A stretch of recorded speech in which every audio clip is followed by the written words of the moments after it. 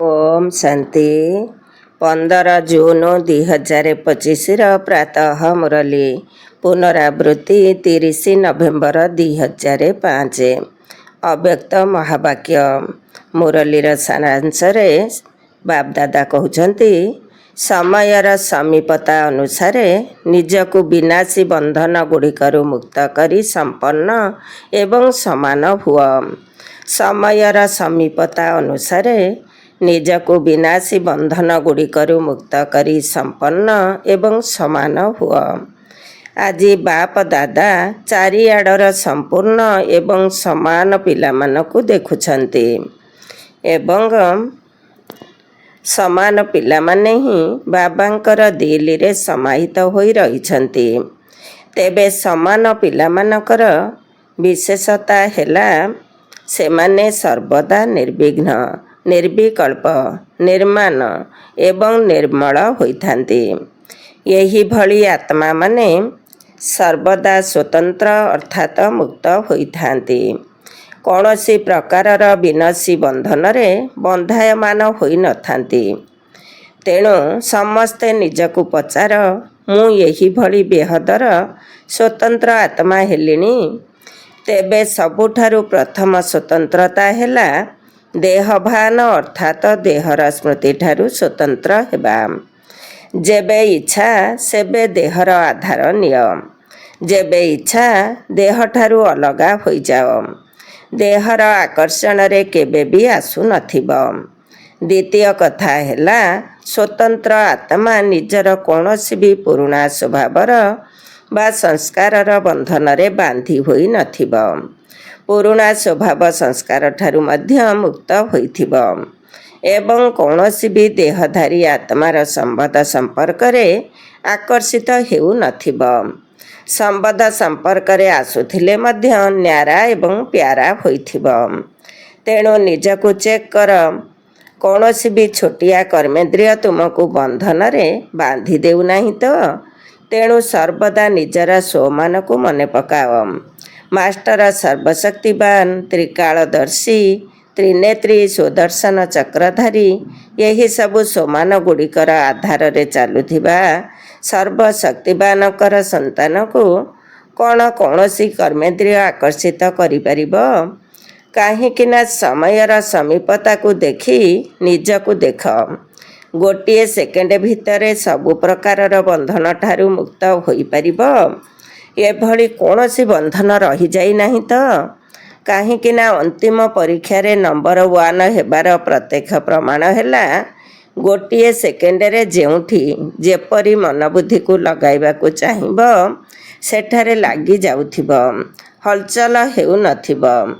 जेपरी स्थूल शरीर द्वारा जेउठा को जीवा को चाहुछ जाई पारुछ ना सेहीपरि बुद्धि द्वारा जो स्थिति रे स्थित हेबा को चाहिब स्थित होई परिबो। जेपरि विज्ञानर बल द्वारा लाइट हाउस माइट हाउस तैयारी होइछि एवं स्विच ऑन करिबा मात्र के गोटिए सेकेंड भितरे लाइट हाउस चारिआडे आलोक देई पारुछि शक्ति देई पारुछि। सेहीपरि तुमे माने निजरा स्मृति रूपक स्विच को ऑन करी लाइट हाउस माइट हाउस होई आत्मा मानकु लाइट माइट देई परिबो। जदि गोटिए सेकेंडर आदेश मिलिबो जे तुरंत अशरीरी होई जाओ तेबे होई परिबो ना युद्ध करिबा को पड़िबो। बहुत कालर यही अभ्यास ही अंतिम समय रे सहयोगी हेबो। जदि बहुत समयर अभ्यास नथिबो तेबे अंत समय रे अशरीरी हेबा पई मेहनत करिबा को पड़िबो। सेथिपाई बाप दादा यही संकेत देउछन्ति जे सारा दिन भितरे कर्मधंदा करुथिले मध्य बारंबार यही अभ्यास करुथाओ। एथिपाई मनर कंट्रोलिंग पावर अर्थात नियंत्रण करिबार शक्ति आवश्यक। जदि मन कंट्रोल रे आसीगला तेबे कौनसी भी कर्मेंद्रिय तुमको वशीभूत करि परिबो नाही। एबे सर्व आत्मा को तुम मानक द्वारा शक्तिर वरदान आवश्यक। सर्व आत्मांकर तुमे मास्टर सर्वशक्तिवान आत्मा मानक प्रति यही शुभ इच्छा रही जे बिना मेहनत रे वरदान द्वारा दृष्टि द्वारा भाइब्रेशन द्वारा आमको मुक्त कर। ମେହନତ କରି କରି ସମସ୍ତେ ଥକି ଗଲେଣି। ତୁମେମାନେ ତ ମେହନତରୁ ମୁକ୍ତ ହୋଇଯାଇଛ ନା? ନା ଏବେ ବି ମେହନତ କରିବାକୁ ପଡ଼ୁଛି? ଶୁଣାଇଥିଲୁ ନା ମେହନତରୁ ମୁକ୍ତ ହେବାର ସହଜ ବିଧି ହେଲା ଦିଲ୍ଲୀରେ ବାବାଙ୍କର ଅତି ସ୍ନେହୀ ହୋଇଯାଅ। ତୁମ ବ୍ରାହ୍ମଣ ଆତ୍ମାମାନଙ୍କର ଜନ୍ମର ପ୍ରତିଜ୍ଞା ହେଉଛି କ'ଣ? ପ୍ରତିଜ୍ଞା ମନେ ଅଛି ତ? ଯେତେବେଳେ ବାବା ତୁମକୁ ନିଜର ସନ୍ତାନ କରିଲେ, ବ୍ରାହ୍ମଣ ଜୀବନ ଦେଲେ, ତେବେ ତୁମ ସମସ୍ତଙ୍କର ବ୍ରାହ୍ମଣ ଜୀବନର ପ୍ରତିଜ୍ଞା କ'ଣ? ଏକମାତ୍ର ବାବା, ଦ୍ୱିତୀୟ କେହି ନୁହେଁ। ମନେ ଅଛି ତ ପ୍ରତିଜ୍ଞା? ଯଦି ମନେ ଅଛି ତେବେ ମୁଣ୍ଡ ହଲାଅ। ଆଚ୍ଛା, ହାତ ହଲାଉଛନ୍ତି। ପକ୍କା ମନେ ଅଛି ନା? କେବେ କେବେ ଭୁଲି ଯାଉଛ? ଦେଖ, 63 ଜନ୍ମ ତ ଭୁଲି ଭୁଲି ଆସିଲ। ଏବେ ଏହି ଗୋଟିଏ ଜନ୍ମ ସ୍ମୃତି ସ୍ୱରୂପ ହୋଇଛ। ତେଣୁ ବାବା ପିଲାମାନଙ୍କୁ ପଚାରୁଛନ୍ତି, ପିଲାଦିନର ପ୍ରତିଜ୍ଞା ମନେ ଅଛି ତ? କେତେ ସହଜ କରିଦିଆଯାଇଛି। ଏକମାତ୍ର ବାବାଙ୍କ ଭିତରେ ହିଁ ସାରା ସଂସାର। ଏକା ବାବାଙ୍କ ସହିତ ହିଁ ସର୍ବସମ୍ବନ୍ଧ। ଏକମାତ୍ର ବାବାଙ୍କ ଠାରୁ ସର୍ବପ୍ରାପ୍ତି। ସେହି ଜଣେ ହିଁ ଶିକ୍ଷାଦାତା ଏବଂ ପାଳନକର୍ତ୍ତା, ସବୁଥିରେ ଏକ ଅର୍ଥାତ୍ ଜଣେ। ଯଦିଓ ପରିବାର ମଧ୍ୟ ରହିଛି, ତେବେ ଏହି ଈଶ୍ୱରୀୟ ପରିବାର, କିନ୍ତୁ ପରିବାର ମଧ୍ୟ ଜଣେ ପିତାଙ୍କର ଅଟେ। ଅଲଗା ଅଲଗା ପିତାଙ୍କର ପରିବାର ନୁହେଁ, ଗୋଟିଏ ହିଁ ପରିବାର। ପରିବାର ଭିତରେ ମଧ୍ୟ ପରସ୍ପର ସହିତ ଆତ୍ମିକ ସ୍ନେହ ରହିଛି। ସାଧାରଣ ସ୍ନେହ ନୁହେଁ, ଆତ୍ମିକ ସ୍ନେହ। ବାପ ଦାଦା ତୁମମାନଙ୍କୁ ଜନ୍ମ ସମୟରେ ପ୍ରତିଜ୍ଞା ମନେ ପକାଇ ଦେଉଛନ୍ତି। ତେବେ ଆଉ କ'ଣ ସବୁ ପ୍ରତିଜ୍ଞା କରିଛ? ସମସ୍ତେ ବଡ଼ ଉମଙ୍ଗ ଉତ୍ସାହର ସହିତ ବାବାଙ୍କ ନିକଟରେ ଦିଲ୍ଲୀର ସହିତ କହିଲେ, ସବୁ କିଛି ଆପଣଙ୍କର ହିଁ ଅଟେ। ଶରୀର, ମନ, ଧନ ସବୁକିଛି ଆପଣଙ୍କର। ତେବେ ଦେଇଥିବା ଜିନିଷକୁ ବାବାଙ୍କର ଅମାନତ ରୂପରେ କାର୍ଯ୍ୟରେ ଲଗାଇବା ପାଇଁ ବାବା ତୁମମାନଙ୍କୁ ଦେଇଛନ୍ତି। ତୁମେମାନେ ମଧ୍ୟ ବାବାଙ୍କୁ ଦେଇଛ। କ'ଣ ଦେଇଛ ନା କିଛି କିଛି ଫେରାଇ ନେଇଛ?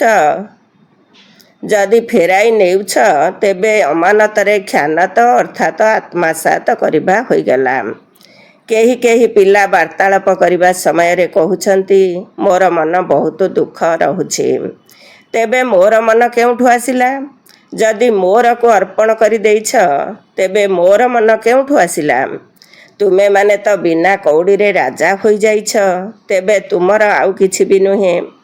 ବିନା କଉଡ଼ି ହୋଇଯାଇଛ, କିନ୍ତୁ ରାଜା ହୋଇଯାଇଛ। କାହିଁକି ଜାଣିଛ? ବାବାଙ୍କର ଭଣ୍ଡାର ହିଁ ତୁମର ଭଣ୍ଡାର ହୋଇଯାଇଛି। ତେଣୁ ରାଜା ହୋଇଗଲ ନା? ପରମାତ୍ମାଙ୍କର ସମ୍ପତ୍ତି ହିଁ ପିଲାମାନଙ୍କର ସମ୍ପତ୍ତି। ତେଣୁ ବାପ ଦାଦା ପ୍ରତିଜ୍ଞାକୁ ମନେ ପକାଇ ଦେଉଛନ୍ତି। ଯାହାକୁ ତୋର କରିଦେଇଛ, ତାକୁ ଆଉ ମୋର ବୋଲି କୁହ ନାହିଁ କି କର ନାହିଁ। ବାବା କହୁଛନ୍ତି, ଯେବେ କି ବାବା ତୁମମାନଙ୍କୁ ପରମାତ୍ମା ସମ୍ପତ୍ତିରେ ମାଲାମାଲ କରିଦେଇଛନ୍ତି ଏବଂ ସବୁ ଦାୟିତ୍ୱ ବାବା ନେଇଯାଇଛନ୍ତି। କେଉଁ ଶବ୍ଦରେ ନେଇଛନ୍ତି? ତୁମେ କେବଳ ମୋତେ ମନେ ପକାଅ, ତେବେ ସର୍ବପ୍ରାପ୍ତିର ଅଧିକାରୀ ନିଶ୍ଚିତ ହୋଇଯିବ। କେବଳ ମୋତେ ମନେ ପକାଅ ଏବଂ ତୁମେମାନେ କହିଛ, ଆମେ ଆପଣଙ୍କର, ଆପଣ ଆମର। ଏହି ପ୍ରତିଜ୍ଞା କରିଛ ନା? ତେଣୁ ବାବା କହୁଛନ୍ତି, ବାବାଙ୍କର ସମ୍ପତ୍ତି ଗୁଡ଼ିକୁ ସର୍ବଦା ନିଜ ପ୍ରତି ହେଉ ବା ସମସ୍ତଙ୍କ ପ୍ରତି ହେଉ, କାର୍ଯ୍ୟରେ ଲଗାଅ। ଯେତେ ଯେତେ ଏହାକୁ କାର୍ଯ୍ୟରେ ଲଗାଇବ, ସେତେ ବଢ଼ି ଚାଲିବ। ସର୍ବଶକ୍ତି ରୂପୀ ସମ୍ପତ୍ତିକୁ ଏବେ କାର୍ଯ୍ୟରେ ଲଗାଅ। କେବଳ ବୁଦ୍ଧିରେ ଜ୍ଞାନ ରୂପରେ ରଖ ନାହିଁ ଯେ ମୁଁ ସର୍ବଶକ୍ତିମାନ ଅଟେ, କିନ୍ତୁ ସର୍ବଶକ୍ତିକୁ ସମୟ ଅନୁସାରେ କାର୍ଯ୍ୟରେ ଲଗାଅ ଏବଂ ସେବାରେ ଲଗାଅ। ବାପ ଦାଦା ଅଧିକାଂଶ ପିଲାଙ୍କର ଚାର୍ଟରେ ଦେଖୁଛନ୍ତି, ସେମାନେ ଯଦି କେବଳ 2ଟି ଶକ୍ତିକୁ ମଧ୍ୟ ସ୍ମୃତିରେ ରଖିବେ ଏବଂ ତାକୁ କାର୍ଯ୍ୟରେ ଲଗାଇବେ, ତେବେ ସର୍ବଦା ନିର୍ବିଘ୍ନରେ ରହିପାରିବେ।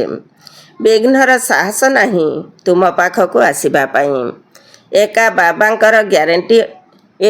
ବାବାଙ୍କର ଗ୍ୟାରେଣ୍ଟି ଅଟେ। ଏମିତି ତ ସବୁ ଶକ୍ତିର ଆବଶ୍ୟକତା ଅଛି, କିନ୍ତୁ ଅଧିକାଂଶ କ୍ଷେତ୍ରରେ ଦେଖାଯାଉଛି ସହନ ଶକ୍ତି ଏବଂ ହୃଦବୋଧ କରିବାର ଶକ୍ତି। ହୃଦବୋଧ ମଧ୍ୟ କରୁଛ, କିନ୍ତୁ ତାକୁ ବାସ୍ତବିକ ରୂପରେ କାର୍ଯ୍ୟକାରୀ କରିବାରେ କମ୍ ଧ୍ୟାନ ଦେଉଛ। ସେଥିପାଇଁ ଯେଉଁ ସମୟରେ ହୃଦବୋଧ କରୁଛ ସେହି ସମୟରେ ତୁମର ଚାଲିଚଳନ ଏବଂ ଚେହେରା ବଦଳି ଯାଉଛି। ବହୁତ ଭଲ ଉମଗ ଉତ୍ସାହରେ ଆସିଯାଉଛ। ହଁ, ମୁଁ ହୃଦବୋଧ କରୁଛି, କିନ୍ତୁ ତାପରେ କ'ଣ ହୋଇଯାଉଛି? ସମସ୍ତେ ଅନୁଭବିତ ଅଟନା। ତାପରେ କ'ଣ ହେଉଛି? ତାକୁ ସବୁ ସମୟରେ ସ୍ୱରୂପରେ ଆଣିବାରେ କମି ହୋଇଯାଉଛି। କାହିଁକି ନା ଏହିଠାରେ ହିଁ ସ୍ୱରୂପ ହେବାକୁ ପଡ଼ିବ। କେବଳ ବୁଦ୍ଧିରେ ଜାଣିବା ଅଲଗା ଜିନିଷ, କିନ୍ତୁ ତାକୁ ସ୍ୱରୂପରେ ଆଣିବାର ଆବଶ୍ୟକତା ରହିଛି। କେବେ କେବେ ବାପ ଦାଦାଙ୍କୁ କେହି କେହି ପିଲାଙ୍କ ଉପରେ ଦୟା ମଧ୍ୟ ଆସିଯାଉଛି।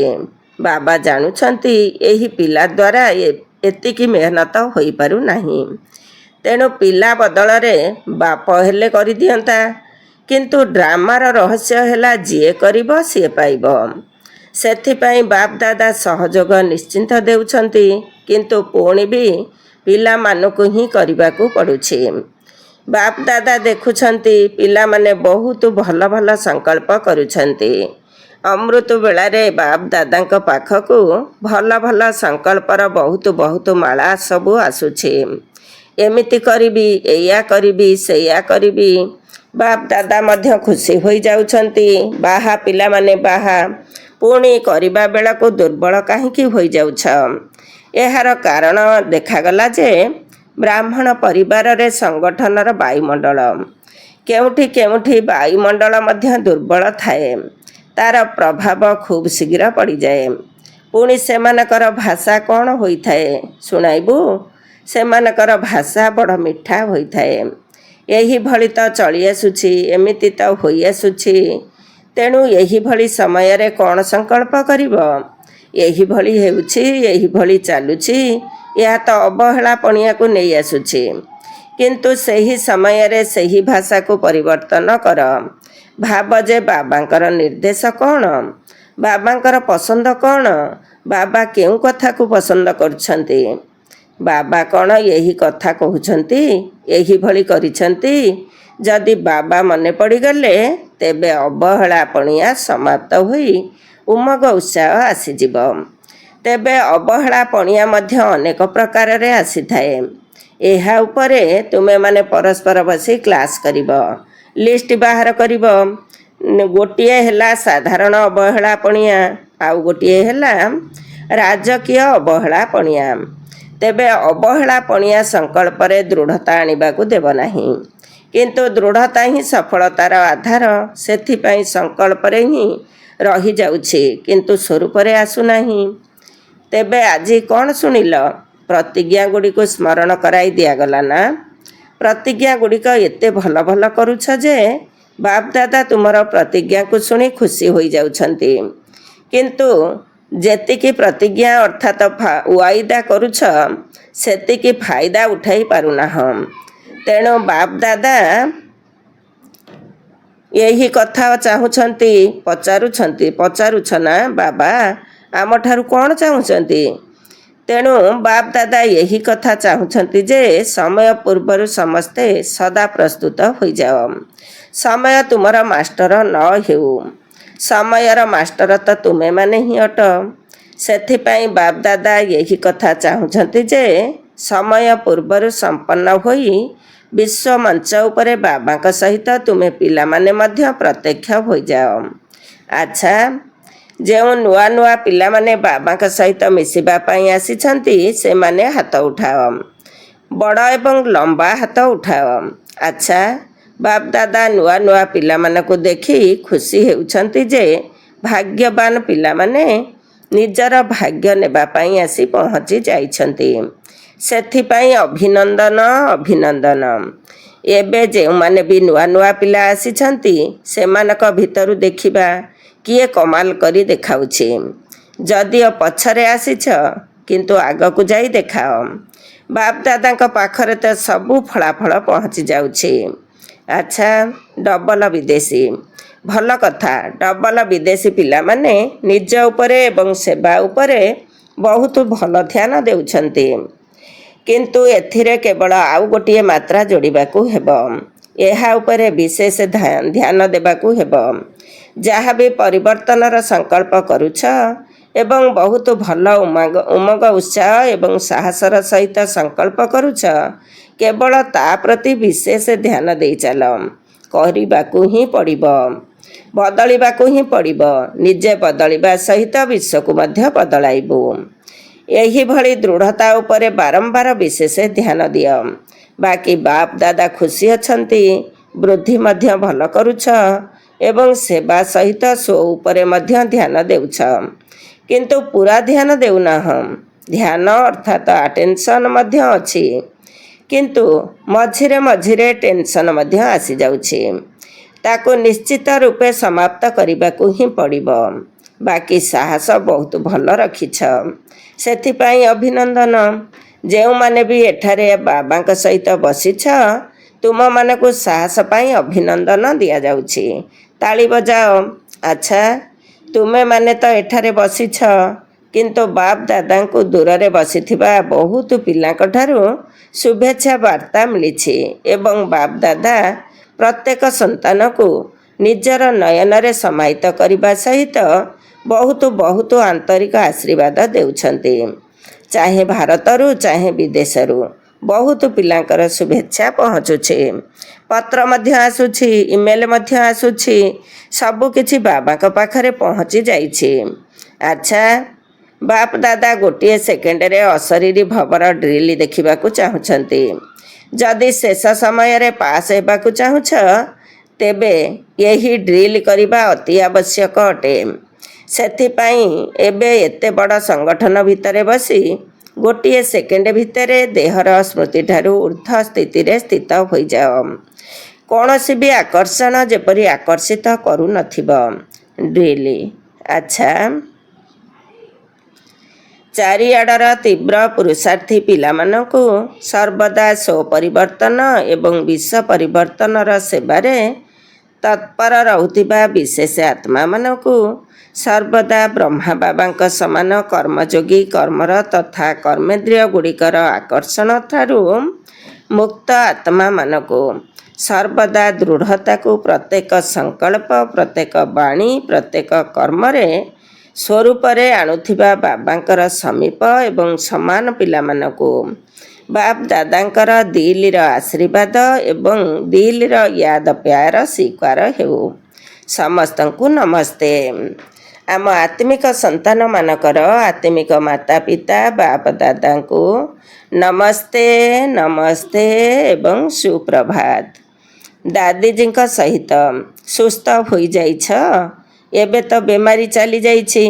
ରୋଗ ବେମାରୀ ଗୁଡ଼ିକ ମଧ୍ୟ ମହାରଥୀମାନଙ୍କଠାରୁ ବିଦାୟ ନେବା ପାଇଁ ଆସିଥାନ୍ତି। ଭିତରେ ଭିତରେ କର୍ମାତୀତି ହେବାର ଅଭ୍ୟାସ ଜାରି ରଖିଛ। ଦାଦି ଜାନକୀ କହୁଛନ୍ତି, ଦାଦିଜୀ ଚିନ୍ତାମୁକ୍ତ ସମ୍ରାଟ ଅଟନ୍ତି। ତୁମେ କ'ଣ ଚିନ୍ତା କରିବା ବାଲା କି? ତୁମେ ମଧ୍ୟ ଚିନ୍ତାମୁକ୍ତ ଅଟ। ଦୁଇ ଜଣ ଯାକ ଭଲ ପାଠ କରୁଛନ୍ତି। ଦେଖ, ସବୁଠାରୁ ବଡ଼ରୁ ବଡ଼ ଦାୟିତ୍ୱର ମୁକୁଟ ପିନ୍ଧିବା ବାଲା ନିମିତ୍ତ ତ ହୋଇଛନ୍ତି ନା? ଏମାନେ ସମସ୍ତେ ସାଥୀ ଅଟନ୍ତି। ତୁମମାନଙ୍କୁ ଦେଖି ଉମଙ୍ଗ ଉତ୍ସାହ ଆସୁଛି ନା?